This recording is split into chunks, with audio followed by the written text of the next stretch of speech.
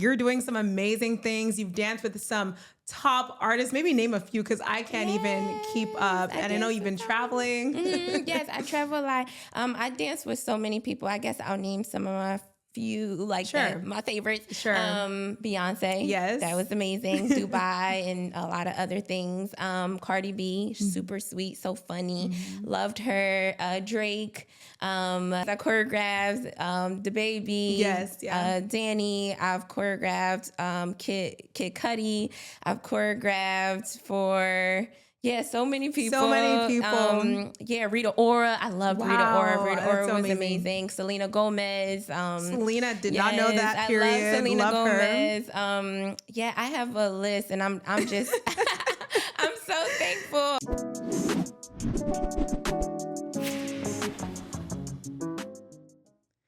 Welcome to Fortune Podcast. I'm your host, Jessica Elijah. Today we have a super talented guest and her story is going to inspire you. Everybody, welcome Christina. Hello. Hey, Christina. Hi. Thank you for having me. No problem. Thank you for being here today. How are you? I'm good. I'm excited. Me too. I'm so happy for our conversation. Yes, come on. So to take it back, how do we know each other? We were at one of my best friends, Tay. Yes. They have a prayer night. Yes. And you and your sister was there. Yeah. And we just had great conversation. It was just like a good time. And I was like, oh my God, I love them. Me too. So yeah, it was amazing. That's how we met. Yes, it was nice to connect. Yes. To get right into it, what did you want to be growing up? A dancer for sure. Okay. I used to freestyle. So I'm from Philly. So we used to have these block parties. And I used to be on the block. Okay. Battling everybody. Okay. I would dance in my room. What age were you battling everybody? I was small.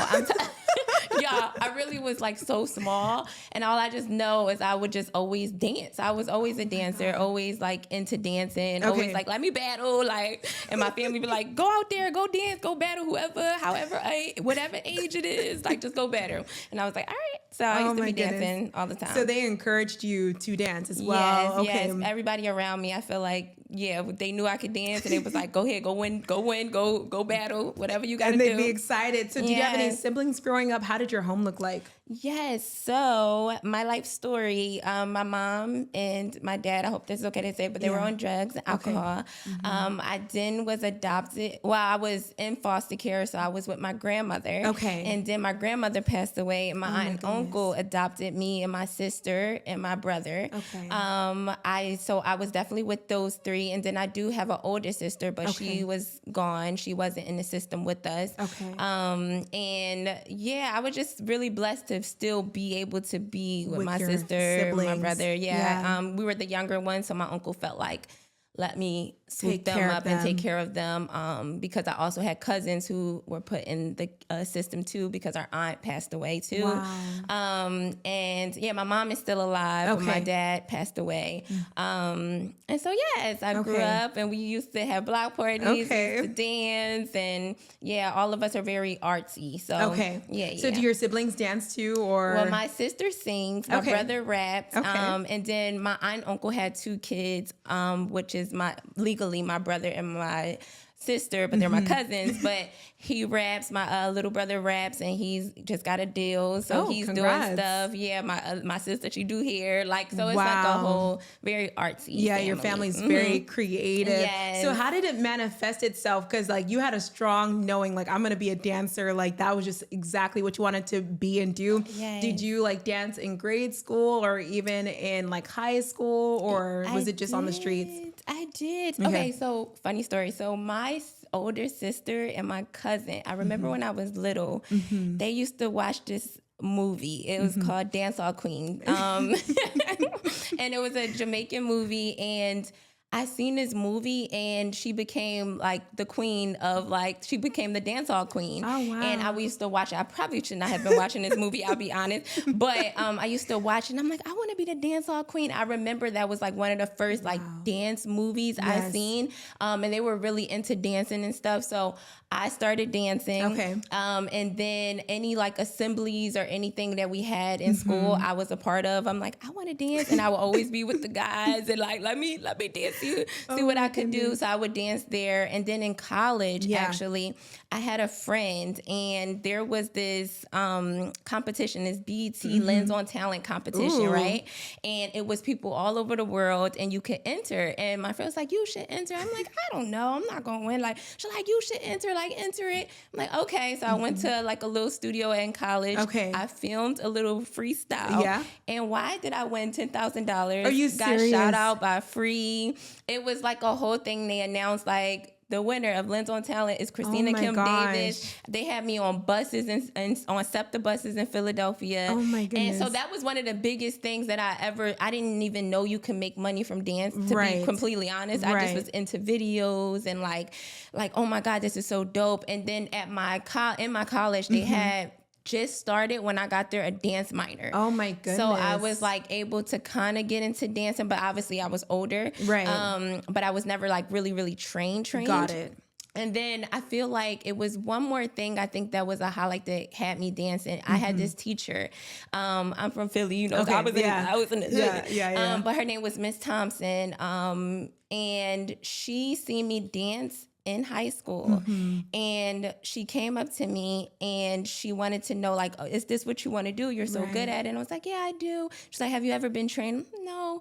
So she talked to this dance company named choreographed Dance Company in Philadelphia. And she got me like a little scholarship to kind of experience being there for a summer intensive. And yeah, that she would pick me up and drop me off every single day and then bring me back home. And that was just like one of the most like, especially when you're a kid in the hood, you like, wait, you care about me to be this and do Shout that. Out to so good that was teachers. really fly. Yeah. Wow. So those are a couple of. Do you think that experience, because did that happen before you won the intensive? Yes. Okay. So would you say that experience maybe opened you up to say like, you know what, I can do it. People are really investing in me to actually dance. Like, did that kind of open you up towards dancing, or was the fact that you went to college, or maybe let's start like here. When you went to college, where did you go and what did you study before you find out that they had a dance minor? I went to Bloomsburg University of Philadelphia. Okay. And yeah, I feel like it was definitely college because I think Koresh was an experience. I feel like when you are from a certain place, things can be like a bit of a shock. Right. And so they were kind of in the Koresh before college, they were putting me kind of in like ballet. Like it was unfamiliar to me and it was amazing, but it also was like, can I do this? You know what I mean? Because I'm older. So I feel like when in college in Bloomsburg, I feel like that was like the experience that made me feel like, oh, I could do that. Oh, it's other people like me that want to dance and like, you know what I mean? So that was really cool. And I found out probably after my first semester is like when they was like, oh, there's a dance minor, and I got into it. Julie, she's amazing. Shout out to Julie Petrie.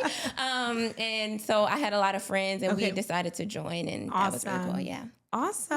Yeah. So after like joining, did you ever think like, oh, I want to make this my career? And how did that look like for you? Because obviously you went to school in Philly, but now you're in LA doing amazing things, and we'll get into that. But what was that like transition to see like, okay, this is my minor, but I kind of want to see what I can do with this. Yes. So I didn't know that you can make money from this. I just knew that you could dance. I could dance. I love dance. I'm like, I just want to be on those videos. I want to be up there on stage and stuff like that. But my older sister that I mentioned before, she actually ended up moving to Cali. Okay. And she was out here, and me and my boyfriend at the time, he was like, yo, let's just go visit. Let's just go see what that feels like in California. So after, like during like one of the summers, I think in college, I was like, all right, let's go visit. We visited. And I probably took like 2 dance classes, and I was like, wait, what? Wow. This is a whole new world. How was that? Because like I know that was like a leap, but then now you're here with other professional dancers who some of them have been dancing like trained since like 1 year old, 2 years old. So how was that for you? I'm watching them on YouTube back at home. It was just it was just like amazing. It was like, it's just a whole new world in California compared to Philadelphia. Like, and so I was just like, wait, this is another world. So I thought that was really cool. I do feel like I was like, well, how can I make it out here financially? How do you do this? You know what I mean? So that was just the part that I'm like, how does this work? But yeah, it was really amazing to see how young, like I'm talking young out there killing it. Like, and I'm like, okay. And it motivated me to train harder. Like, okay, Chris, you gotta pull up because they be dancing. Okay. Yeah. So then how did that training look like? Did you then finish college and then come to LA, or what, at what point were you like, okay, if I'm serious about this thing, I need to find a way to make it out here? Yes. So I did. I ended up coming out here. I drove out here. Okay. From Philly? From Philly. Drove out here. I stayed with my sister for a little bit. Okay. And then after being with her, I ended up getting a job to go to China. Ooh. And I was in China for some months, but then ended up getting stuck in China. Oh. Because the lady that I was dancing for ended up getting fired from one of the clubs that she was at. What kind of story? Once she got fired because one of the dancers left and decided to go to Shanghai, it made our team not what they wanted. I guess, I don't know, but she got fired. So once she got fired, we were fired. So we had to find other work in China in different cities to make money, to come back here. And then once I got back here, rocky road, but my sister ended up, I don't know, it was a really weird situation. So I ended up being homeless. Okay. I was homeless in my car. I didn't have much money coming from China because you rich out there. Yeah, but over here in LA. Back, I said, I ain't got no money. I ain't got no money. But I still had my car here. Okay. So I was sleeping in my car. I would babysit. I would clean people's houses. Went through a lot of terrible things from me being like such a, I guess, not a fragile person. What's the good word? I'm like a very sensitive, timid, naive, I think at the time, vulnerable person. I went through a lot of things that was like unfair and messed up in my life. So I would clean houses. I ended up staying at a dancer's place and just trying my best to get out of that. Right. And then after that, I ended up I was going to auditions starving, but going to making these auditions, y'all. Yeah. Like I have to show up. I have to still be a part of this. Ended up getting in this audition for Block Talent Agency, got blocked, ended up auditioning for Fatima Robinson, which was on my freaking list of choreographers to work with at the time, and Megan Trainor. And so I ended up in this room. I was not supposed to be there, but I ended up in there, so maybe I was supposed to be there. You get it? And so then I ended up, Fatima was like, who is this? Like, who are you? I'm like, I'm Christina. She's like, oh, okay, I really like this girl. So she ended up reaching out to Block. Block called me and was like, Fatima says she hasn't seen talent like you in years. Clear your schedule. You're about to be working for a very long time. And I just burst into tears, dropped to my knees, and was like, wait. So, yeah, that was like my transition in LA. I'm sure that moment had to be so validating after like getting stuck in China, coming back to LA, not even knowing what you were going to do. Like, this might be a dumb question, but were you scared, or did you just say like, oh, I'm just going to make it work? I was very scared. Yeah. That was a very interesting transitional moment as for me to be a woman too. Like, it was just so different. The culture is really different. It's amazing at the same time, but it's just different. And just the way that dance work out there is just different. So it was very, very scary. It was like, okay, how are you going to do it? How do we do this? A lot of stories, a lot of things that made me stronger. But yeah, it was very scary. So going home or going back to Philly to be with maybe your uncle and them, that was never even an option that crossed your mind? No. Okay. I feel like me coming out here, I had to make it. Like I had to make it. You know, like it felt like, especially with where I'm from and everything, like it's like I have to make it. Right. Like I don't know what I got to do, but I got to make it. That's it. Yeah, and you made it and you found a way. So to flash forward to today real quick, you're doing some amazing things. You've danced with some top artists. Maybe name a few because I can't even keep up. And I know you've been traveling. Yes, I travel a lot. I dance with so many people. I guess I'll name some of my few, like my favorites. Sure. Beyonce. Yes. That was amazing. Dubai and a lot of other things. Cardi B, super sweet, so funny. Loved her. Drake. Who else? Nick Cannon. I've done Little Mix. Yeah. I've done it's so many award shows. Yes, I've done so many award shows, so many TV shows. Today's Show, Good Morning America, Jimmy Kimmel. I've been on Hulu. I've done the New Year Eve specials. I've done the Jingle Ball tour. I've done a few tours. I've done so many things. I choreographed the baby. Yes, yeah. Danny. I've choreographed Kid Cudi. I've choreographed for so many people. So many people. Rita Ora. I loved Rita Ora. Rita Ora was amazing. Selena Gomez. Selena did not know that. Period. I love Selena Gomez. Her. I have a list, and I'm just. I'm so thankful. Did Kid Choice Awards. Wow. I've done, it's just so many. It's so many. I'm so thankful, so blessed. I'm so grateful for you, and I'm proud of you because I'm sure like that grit and tenacity to keep going. And one thing that I really admire you for is your heart. You're so sweet, despite everything that you may have gone through. That a lot of people would say, I have the right to have an attitude, or I have the right to feel a way, or I have a right to have this chip on my shoulder. But somehow you always move with such grace and kindness. So I'm happy that only the best things will continue to happen for you. Thank you so much. Yeah, thank you too. I always say I want to treat people. I'm always going to treat people like how I wasn't treated. Yeah. So I just always want to spread love. Always want to be a good person, and it is hard sometimes. Yeah. To be like, you know what? Because where I'm from. But no, I always want to be a good heart. So and I appreciate that. So even with your long list of people you've worked with, do you have that feeling like, oh, I've made it in LA finally? Or how do you feel about that success that you've gone through? That's interesting, because I feel like I am so thankful for all of the things that I have done. However, I think I've made it once I'm truly at peace and have stability. Okay. And I think that that's the biggest thing. You do all these things and then you maybe still struggling or you still trying to find it out, and you like, where do I get money from now? How do I pay my rent? And you still show up and you have a smile. But I think I've made it once I have the stability and the peace and the love around me that I yearn for, I guess. Yeah. So I think that's a very curious thing. And the reason I asked is because even in other conversations where I've talked to people similarly, they've worked with such amazing talent, but yet they feel that, man, I was a little bit bamboozled. Nobody told me that just because you work for all these top name celebrities, you feel like you have it in the bag, but it's really like project to project. So it's kind of nice to kind of give that clarity so that people understand that even though I'm working on these cool projects, it's not like tomorrow's not like promised in terms of like financial stability. Yes, I agree. I feel like too, everything is kind of temporary. So like even the best positions and moments, they can be snatched away from you in a second.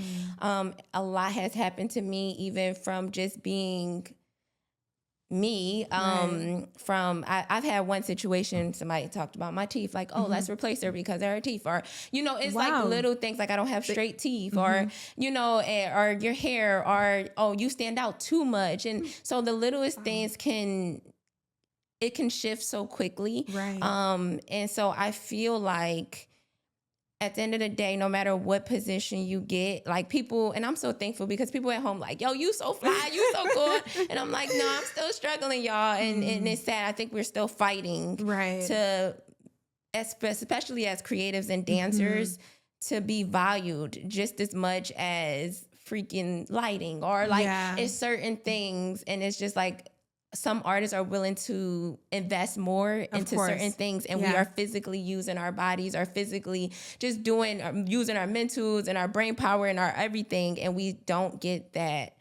Behind closed doors, you do not get, I feel like, what you're worth. And I hope that one day that can change. And so, yes, definitely still fighting, still trying to find that income, still trying to get job from job, which that shouldn't be the case when you dance with such amazing people. Of course. And when you're kind of like, when your resume is long. So do dancers, I'm not sure if, you know, like how actors, they have like Actors Guild or dancers. Do dancers have any kind of protections where it's like, okay, at minimum, at least all dancers should get paid this much or anything like that? Well, I'm a part of SAG. Okay. So me being a part of SAG definitely helps because, you have a minimum. Right. But even the minimum, it should be way more of a maximum.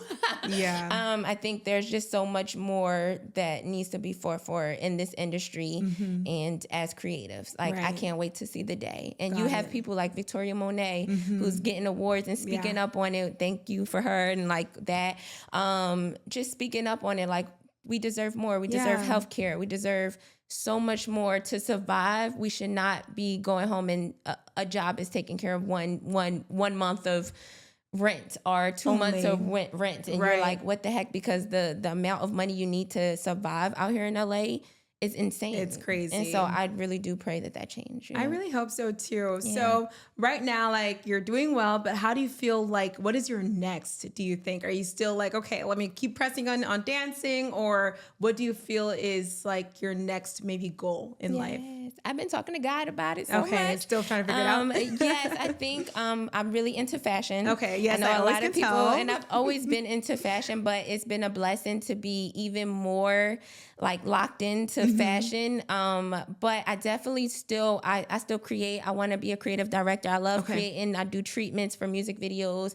I love creating sets. I love styling. I love dressing. I love, so I think still in that creative, but I hope to lock that in with dance and choreographing. Maybe I'm on set and instead of being a dancer, I'm creative directing it, but also have my clothes there for people to get styled. And so I'm still talking to God about it, but I know it's still dance, but in a more expanded creative mind of like what I can actually show up as. I love that. So just expanding your realm of creativity. I love that. Yes. Oh my goodness. If there's one piece of advice that you could have given to yourself, maybe at a younger age, let's go to before you actually moved out to LA.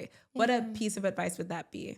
I always and still to this day and before say never give up. I think that's one of the biggest things because no matter what, you have to keep going. If you stop, there's nothing going to come from that. I think Nipsey Hussle said it in one of his songs. He was like, the only distinguishing factor between me and whoever else who's going to go through this, who wants to go through this, is I never gave up. I went through every emotion, but I never gave up. And I think that's just like one of the biggest things. It's going to be okay. Never give up. It's only up from down. So you got it. And what keeps you going? Because I would say, like, I know, like, you've kind of mentioned now, even just lightly, like, you've gone through so much. And then even in the dance, like realm or even creative realm in general, there's so much rejection. So like, what keeps you having that fire to be like, okay, y'all were saying this about this. Don't worry. I'm going to be back and it'll work out the next time.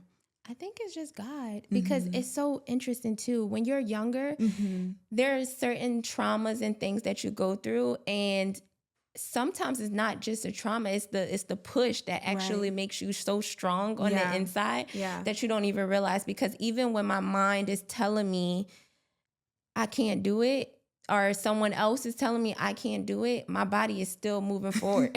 My heart is like, nope, we're still pushing forward. I'm still gonna wake up.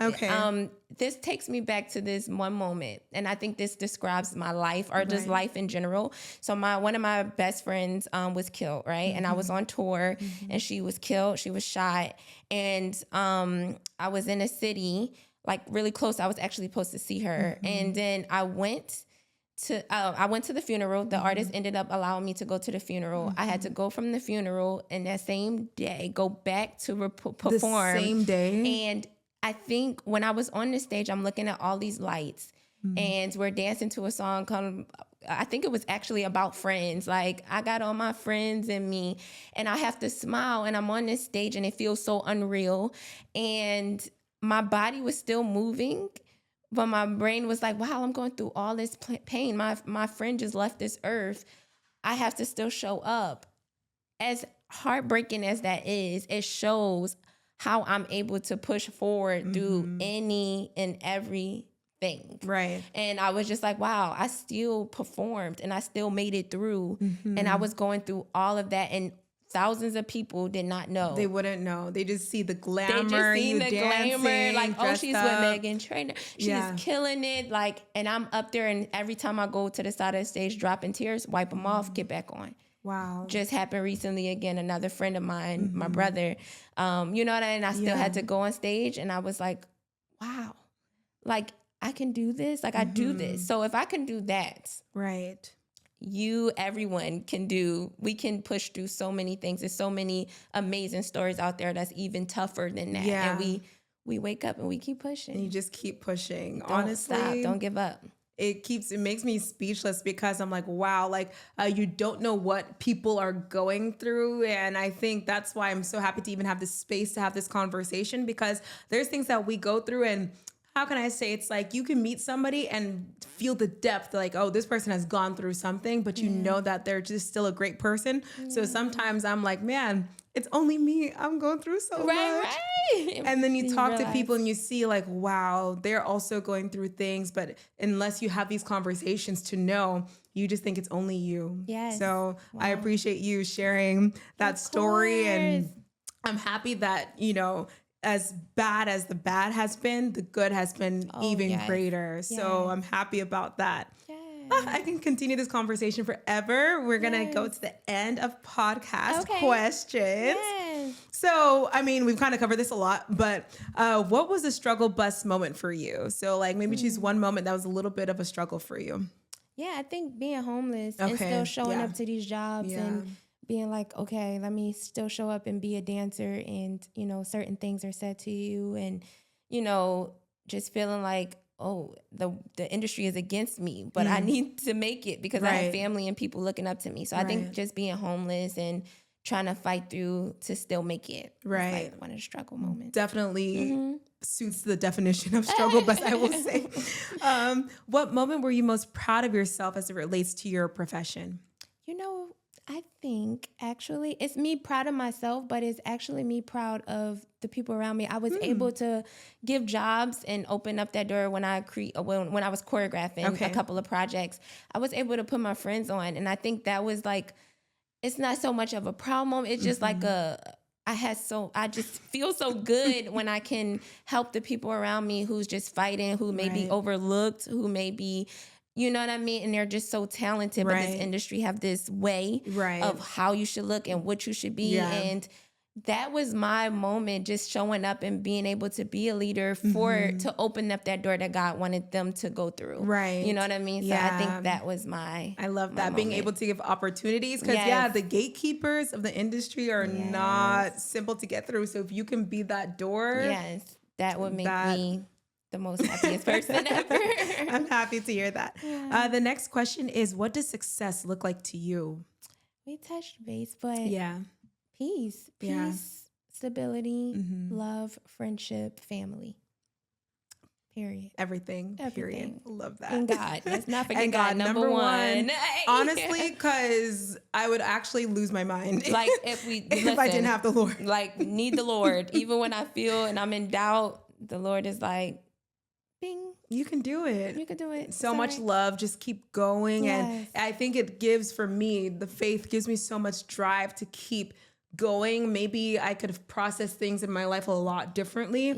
But just having God in my life helps me to know that, okay, if I'm connected to the creator of all things, everything's going to be all right. Nothing is a surprise to him. And that's like what keeps me going. Like, okay, this is hard, but he already knew. One thing my dad always says is like, baby, life is a movie. Come on. Just like everything's playing its part. Just go through it. The best movies have the biggest adversity. So don't worry. I keep that in my mind. I'm going to keep that in mind. Seriously. I'm going to keep that in mind. I love that. Wow. Yes. That's big. Our last question for today is, what piece of advice would you give to people who are trying to reach their dreams? Back to don't give up. Yeah. You have to keep going. This can be a very dog-eat-dog, cat-eat-cat world. They will really try to push you down and tell you you're not good enough. If you have any ounce of what they see as vulnerability, they will try to knock it down. They will try to stomp you to the ground. And it's a very harsh career. But you have to stay true. Keep God first. Never give up. Just never give up. Talk to God.